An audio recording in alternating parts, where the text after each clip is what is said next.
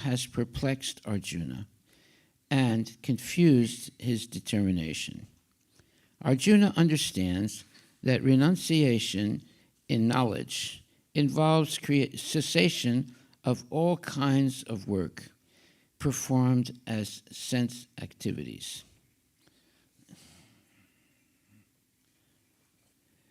But if one performs work in devotional service, then how is work stopped? In other words, he thinks that some sannyasa or renunciation in knowledge should be altogether free from all kinds of activity. Because work and remuneration and renunciation appear to him to be incompatible. He meaning Arjuna.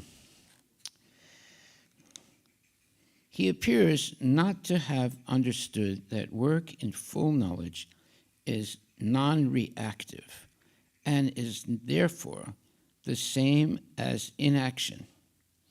He inquires, therefore, whether he should cease work altogether or work with full knowledge. Now you see, it's very interesting what's being said here. When one works to serve Krishna without any personal, let's say, desire, it's as if he's not doing anything that is karma. Why? Because he's not doing anything for himself or for anyone else. He's simply doing it to please Krishna. Therefore, there's no karma involved. That's why it says, Arjuna understands that renunciation in knowledge involves cessation of all kinds of work performed as sense activities.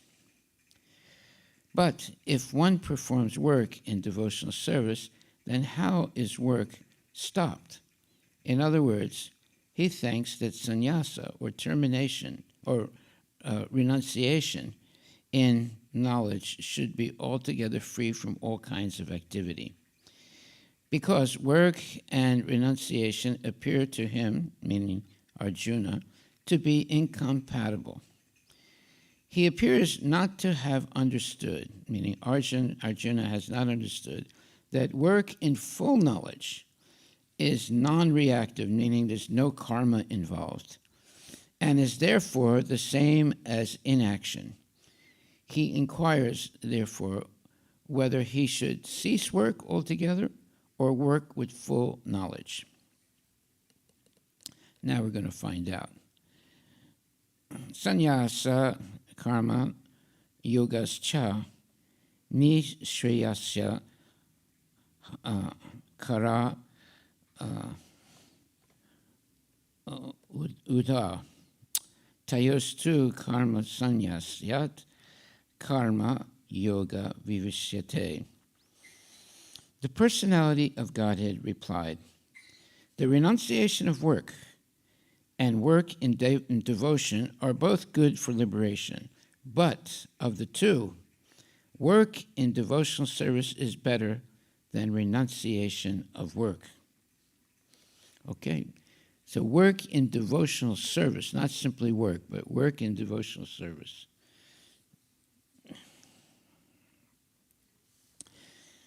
Purport: fruitive activities, in other words, activities that are directed toward one's personal benefit, not really activities for Krishna, but for one's personal benefit. Fruitive activities seeking sense gratification are cause for material bondage. What does that mean, material bondage? That means because we have desires for our own sense gratification, we engage in karmic activity, and we become trapped in the cycle of birth, death, old age, and disease. As long as one is engaged in activities aimed at improving the standard of bodily comfort, one is sure to transmigrate to different types of bodies, thereby continuing material bondage perpetually. Srimad Bhagavatam 5.5.4-6 confirms this as follows. People who are mad after sense gratification, and they do not know that this present body, which is full of miseries, is a result of one's fruitive activities in the past. Although this body is temporary, it is always giving one trouble in many ways. Therefore, to act for sense gratification is not good. One is considered to be a failure in life as long as he makes no inquiry about his real identity.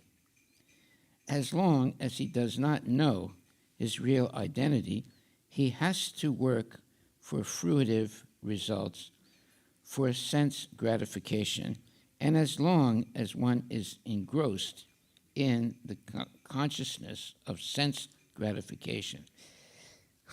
Excuse me.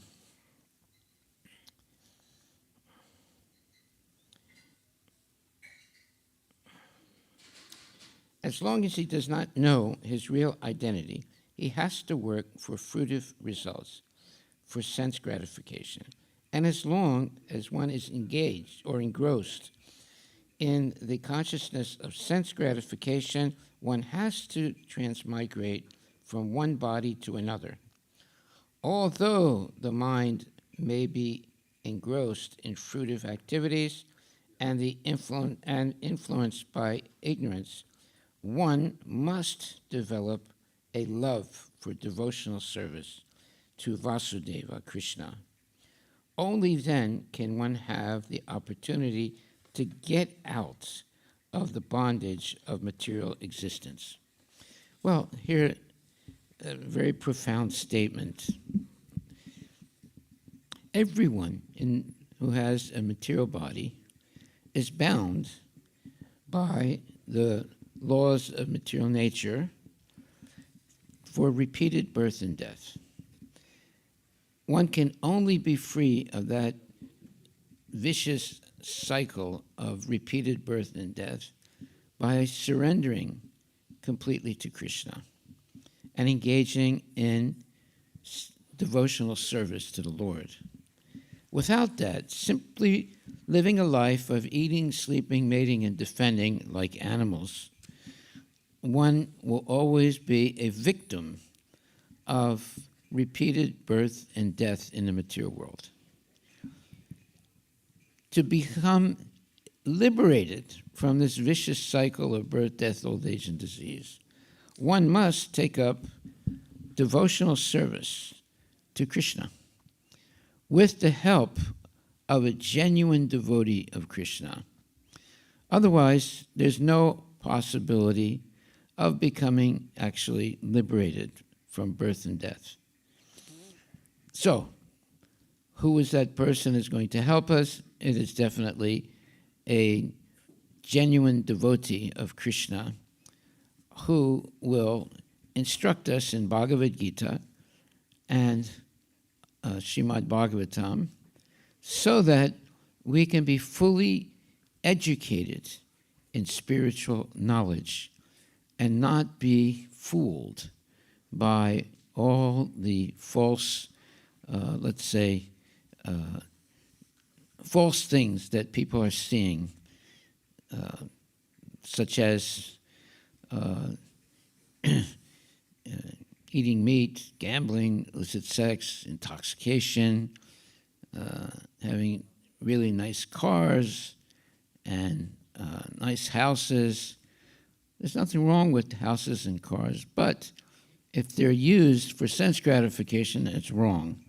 If they're used in the service of God or Krishna, they're fine.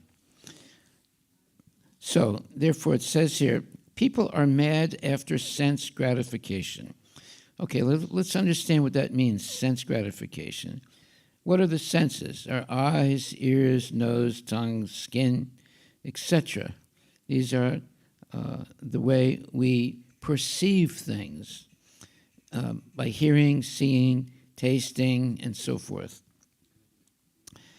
So, people who are not spiritually inclined, they go heads over heels for sense gratification, gratifying the mind, gratifying the body, gratifying their different appendages, thinking that this is the real purpose of life, to be engaged always in gratifying the senses, the eyes, the ears, the nose, the tongue, the skin, and so forth.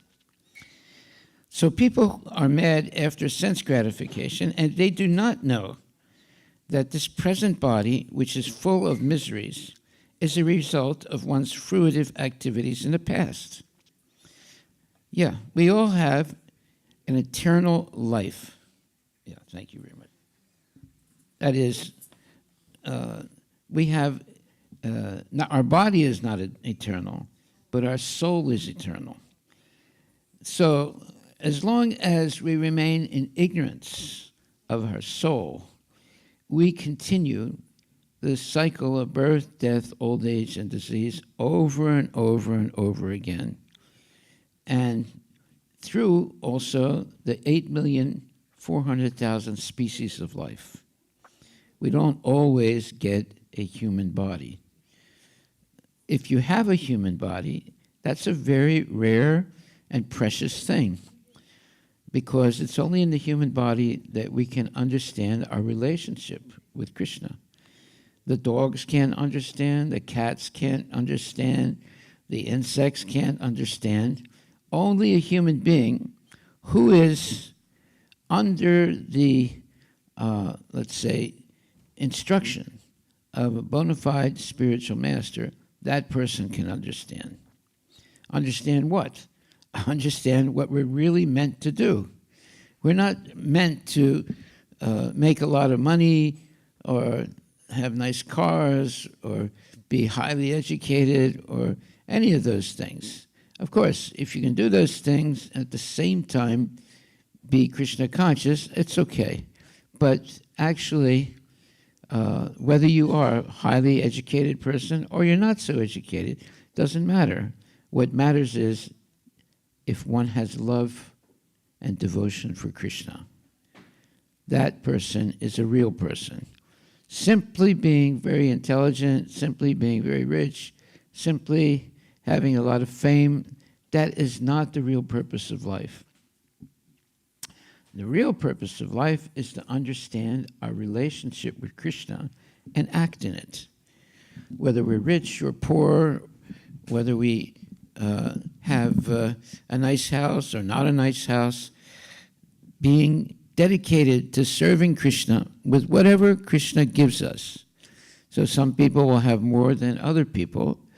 That's their karma. But everything that one does have, if it's used in Krishna's service, one is a devotee. So in this, the 5th chapter of the Bhagavad Gita, in the 2nd verse, it says, people are mad after sense gratification, and they do not know that the present body, which is full of miseries, is a result of one's fruitive activities in the past. Although this body is temporary, it is always giving one trouble in many ways. Therefore, to act for sense gratification is not good. One is considered to be a failure in life as long as he or she makes no inquiry about his or her real identity.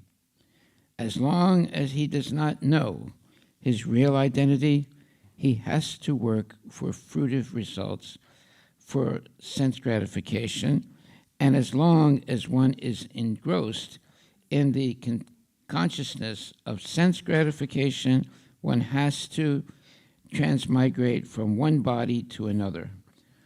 Although the mind may be engrossed in fruitive activities and influenced by ignorance, one must develop a love for devotional service to Krishna. the Supreme Personality of Godhead. Only then can one have the opportunity to get out of the bondage of material existence. You see, now that is only one paragraph, but if you can understand what's being said in this one paragraph that I just read, that will solve all your problems. What kind of problems do we have? Well, the major problem that we have is birth, old age, disease, and death. What are we going to do about that? It's not really what we're supposed to do. Simply, ignorantly be a subject of birth, death, old age, and disease. When we are a real person, we learn how to engage in devotional service to Krishna and full of devotion so that at the moment of death, we can remember Krishna and go back to the spiritual world. That's our real purpose in life. Our real purpose in life is not to continue over and over again birth, death, old age, and disease. Now we have a human body. Now we have human intelligence. If we use these assets to understand our relationship with Krishna or the Supreme Personality of Godhead and act in our relationship with Krishna so that at the moment of death we can remember Krishna, we go back to the spiritual world where there's no more birth, death, old age, and disease. There's eternal life full of love and devotion for Krishna and all the other intelligent persons who have been liberated from the cycle of birth and death. We do not belong in this world. This world is not a nice place because there is always birth, old age, disease, and death. And nobody likes these things. When we have our eternal body in the spiritual world, that solves all our problems. Now, is it possible to have an eternal body? Yes, it is. There are many, many people who understood in the past how to serve Krishna with love and devotion. They ended up with a spiritual body that is eternal, and they have gone back to the spiritual world where there's no more birth, death, old age, and disease. So here it says, jnana, or knowledge, that one is not this material body, but spirit soul, is not sufficient for liberation. One has to act in the status of spiritual soul. Otherwise, there is no escape from material bondage. Action in Krishna consciousness is not, however, action on the fruitive platform. Activities performed in full knowledge strengthen one's advancement in real knowledge. Without Krishna consciousness, mere renunciation of fruitive activities does not actually purify the heart of a conditioned soul. Okay, so I want to just discuss this one point. When it talks about fruitive activities, that means those are activities that are meant to gratify our own senses without any desire to please Krishna. So those fruitive activities lead to our being caught in the net of repeated birth and death. When we act only for Krishna and no longer have any fruitive activities for our own satisfaction, at that point we develop our love and devotion for Krishna, and we are able to remember Krishna at the moment of death and go back to the spiritual world. Therefore it says,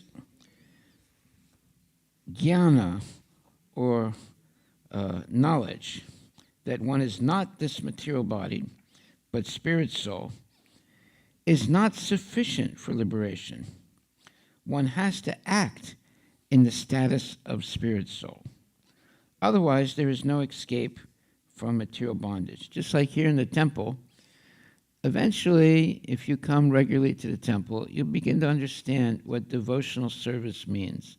It means that you understand that Krishna is the Supreme Personality of Godhead, and he is the best person to serve and surrender to and engage in the service of the Lord. Just like we have our pujaris pleasing the Lord every day, we have so many artis, so many different activities for pleasing Radha and Krishna. That means that we are, because of that, people come to the temple. It's not like the Muslims, their temples, there are no deities. If you walk into a Muslim temple, there's no deities. There's just a little plaque on the wall indicating what's the direction of the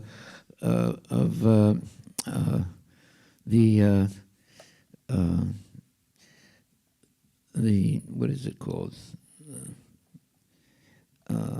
Anyway, it's one plaque on the wall. That's it. There's no deities. So it's very difficult for a Muslim to develop love and devotion for Krishna. However, a devotee that comes, or a person that comes here, they see the deity of Radha and Krishna. That means when they bow down to the deities of Radha and Krishna, they become genuine devotees. And because of that, they become blessed by the mercy of Krishna. And if they keep coming, they will be liberated gradually from the whole cycle of birth, death, old age, and disease. That should be our real purpose in life. Our real purpose in life is not eating, sleeping, mating, and defending, and eventually getting old and dying. That's not our real purpose. Our real purpose is to understand our relationship with God or Krishna and act in that relationship by surrendering to the Lord and offering our homage and love, and in every different way. And in that way, we become blessed by the mercy of Krishna. And at the moment of death, we'll be able to remember Krishna and go back to Godhead. So here in the 5th chapter, 2nd verse, it says, Nunam pramata kurute vikarma yad indriya pritaya aprinoti na sadhu manye yata atmano yam asan api klesada asadeha. People are mad after sense gratification, and they do not know that this present body, which is full of miseries, is a result of one's fruitive activities in the past. Okay, so just to understand, fruitive means activities that are for one's personal satisfaction. It has nothing to do with God. It's for one's personal material satisfaction. That's what fruitive activities are. Although this body is temporary, it is always giving one trouble in many ways. Therefore, to act for sense gratification is not good. One is considered to be a failure in life as long as he makes no inquiry about his real identity. As long as he does not know his real identity, he has to work for fruitive results for sense gratification, and as long as one is engrossed in the consciousness of sense gratification, one has to transmigrate from one body to another. Although the mind may be engrossed in fruitive activities and influenced by ignorance, one must develop a love for devotional service to Vasudeva or Krishna. Only then can one have the opportunity to get out of the bondage of material existence. Therefore, jnana, or knowledge, that one is not this material body, but spirit soul, is not sufficient for liberation. One has to act in the status of spirit soul. Otherwise, there is no escape from material bondage. Action in Krishna consciousness is not, however, action on the fruitive platform. Activities performed in full knowledge strengthen one's advancement in real knowledge. Without Krishna consciousness, mere renunciation of fruitive activities does not actually purify the heart of a conditioned soul. As long as the heart is not purified, one has to work on the fruitive platform. But action in Krishna consciousness automatically helps one escape the result of fruitive action, so that one need not descend to the material platform. Therefore, action in Krishna consciousness is always superior to renunciation, which always entails a risk of falling down. Yeah, if you engage in renunciation, there's a very good chance that you can fall down. Renunciation without Krishna consciousness is incomplete, as is confirmed by Srila Rupa Goswami in his Bhakti Rasamrita Sindhu. Prabhupada Chikataya Buddhaya Hari Sambandhi Vastuna Mumukshubhi Parityago Vairagyam Falgu Katyate. When persons eager to achieve liberation renounce things related to the Supreme Personality of Godhead, thinking them to be material, their renunciation is called incomplete. Renunciation is complete when it is in the knowledge of knowledge that everything in existence belongs to the Lord, and that no one should claim proprietorship over anything. One should understand that factually nothing belongs to anyone. Then where is the question of renunciation? One who knows that everything is Krishna's property is always situated in renunciation. Since everything belongs to Krishna, everything should be employed in the service of Krishna.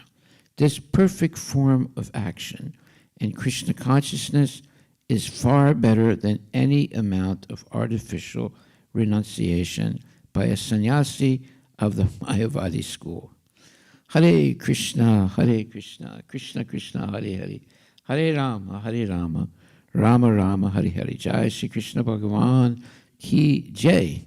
All glories to His divine grace, A.C. Bhaktivedanta Swami Prabhupada. What time is it now? It's like almost 1:15, right? So should we have some prasadam now? Okay.